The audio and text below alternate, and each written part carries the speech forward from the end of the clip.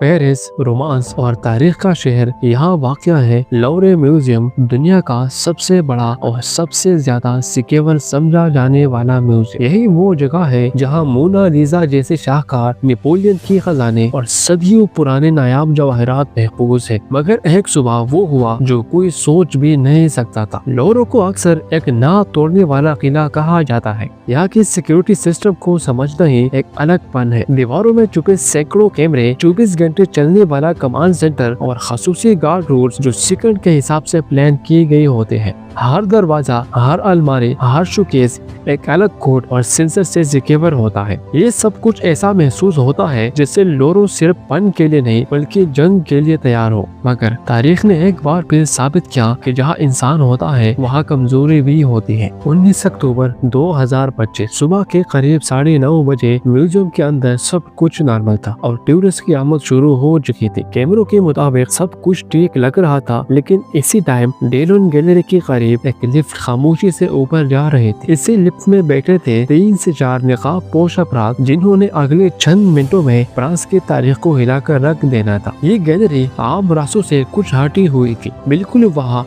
जहाँ लिफ्ट की मौजूदगी भी गैर मामूली नहीं लगती। यही वो जगह थी जहाँ से उन्होंने हमला शुरू किया। लिफ्ट से ऊपर पहुंचकर वो एक ऊपरी मंजिल की खिड़की के करीब रुके। फिर एक शख्स ने बैग खोला, इसमें से निकाला ब्लू टार्च और एक छोटी चेंसा। चंद लम्हों बाद शीशे के जलने की तेज आवाज गूंजी, खिड़की पिघलने लगी और एक एक करके वो अंदर दाखिल हो गए। अंदर दाखिल होते ही वो बिल्कुल भी घबराई नहीं। उन्होंने पूरा रास्ता पहले से तय कर रखा था। वो सीधा 2 शोकेस की तरफ गई, वही 2 जिनमें प्राचीन शाही जवाहरात रखे गए थे। हर शोकेस सिक्योरिटी ग्लास से ढका हुआ था जो आम तौर पर गोलियों को भी रोक देता है, लेकिन इनके हाथों में थे इंडस्ट्रियल ग्राइंडर्स। जब ग्राइंडर की चीख जैसी आवाज गूंजी तो आसपास के लोग चौंक उठे, मगर वो सिर्फ चंद मिनटों में अपने हदफ के करीब पहुंच चुके थे। इसी टाइम इत्तेफाकन एक टूरिस्ट वहाँ मौजूद था। इसने अपने मोबाइल से वीडियो बनाना शुरू कर दी। वीडियो में साफ तौर पर दिखाई देता है कि चोरों ने पूरी कॉन्फिडेंस के साथ बगैर घबराए अपने काम को अंजाम दिया। ये कोई आम चोर नहीं थे, बल्कि ये प्रोफेशनल्स थे।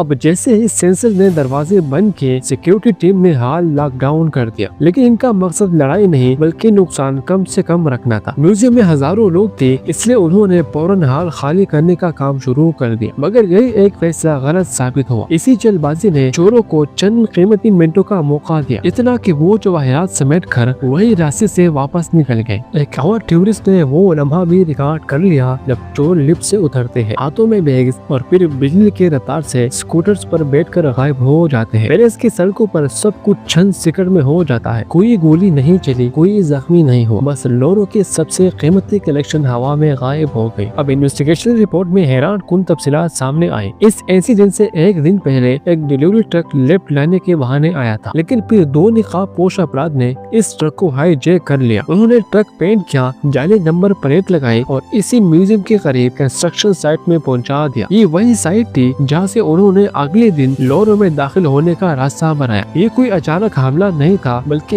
ये सब पहले से प्लान था। अब जो जवाहरात चोरी हुई उसकी वैल्यू तकरीबन 800 मिलियन यूरो लगाया गया। अगली सुबह जब फ्रांस जागा तो खबर हर चैनल पर छाई हुई थी। पूरी कौम गुस्से में थी। ये सिर्फ एक चोरी नहीं थी बल्कि ये कौमी शर्मिंदगी थी। इन्वेस्टिगेटर ने जल्द ही चोरों के चोरे गए स्कूटर, लिफ्ट और एक पीला जैकेट बरामद कर लिया, लेकिन ये सब बेकार सुराग निकले। डीएनए या फिंगरप्रिंट्स कुछ भी नहीं मिला। ये भी मालूम हुआ कि चोरों ने म्यूजियम की सिक्योरिटी रूटीन, गार्ड्स के शिप पैटर्न्स और कैमरों के ब्लाइंड स्पॉट्स का मुकम्मल मुताला किया था। इनके पास अंदरूनी नक्शे भी थे, यानी किसी ने अंदर से मदद की थी। अब ऐसे मशहूर जवाहरात को बेचना लगभग नामुमकिन होता है। दुनिया के हर बड़े नीलामगर को पता है कि ये सब चोरी का है, इसलिए माहिरीन का कहना है कि चोरों के पास 3 रास्ते हैं। पहला, जवाहरात को तोड़कर अलहदा पत्थरों के शक्ल में बेचना। दूसरा, सोना पिघलाकर नया जेवर बनाना। और तीसरा, इंतजार करना, क्योंकि अक्सर औकात इंश्योरेंस कंपनियां रिवार्ड देती है। फॉर एग्जाम्पल, अगर नुकसान 50 मिलियन यूरो का हो तो वो 1 या 2 मिलियन यूरो का इनाम पेश कर देते हैं। कई बार चोर यही करते हैं, वक्त गुजारते हैं, शोर ठंडा होता है, फिर इनाम ले लेते हैं। इन्वेस्टिगेटर जानते हैं कि हर म्यूजियम हेस्ट के बाद पहला हफ्ता सबसे अहम होता है। अगर चोरी शुदा अशिया इसी दौरान बरामद हो जाए तो वो अक्सर असली हालात में होते हैं, मगर एक हफ्ते के बाद ज्यादातर खजाने हमेशा के लिए पिघला दिए जाते हैं। पेरिस पुलिस, इंटरपोल और यूरोप की खुफिया एजेंसियां सब हरकत में आ चुकी है। चोरी शुदा जवाहिरात की बिन-ए-क़वामी सतह पर तलाश जारी है, लेकिन टाइम तेजी से निकल रहा है और फ्रांस को डर है कि इसकी तारीख किसी मट्टी में पिघल रही है। ये लोरो की पहली चोरी नहीं, बल्कि गुज़श्ता चंद महीनों में 3 बड़ी म्यूजियम लूटी जा चुकी है। अब चोर कहाँ गए? क्या वो फ्रांस से फरार हो गए? क्या इनके पास अंदरूनी सियासी सपोर्ट थी, या वो अभी भी पेरिस में छुपी है? अब कोई नहीं जानता, मगर एक बात तय है, ये कहानी खत्म नहीं हो। ये सिर्फ एक चोरी की कहानी नहीं, बल्कि ये एक सबक है कि महफूज तरीन निजाम भी इंसान की जहानत के सामने कमजोर पड़ सकता है। आखिर में सिर्फ एक सवाल बाकी है, क्या फ्रांस अपने खजाने वापस पा सकेगा, या ये सब तारीख की राख में हमेशा के लिए दफन हो जाएगा?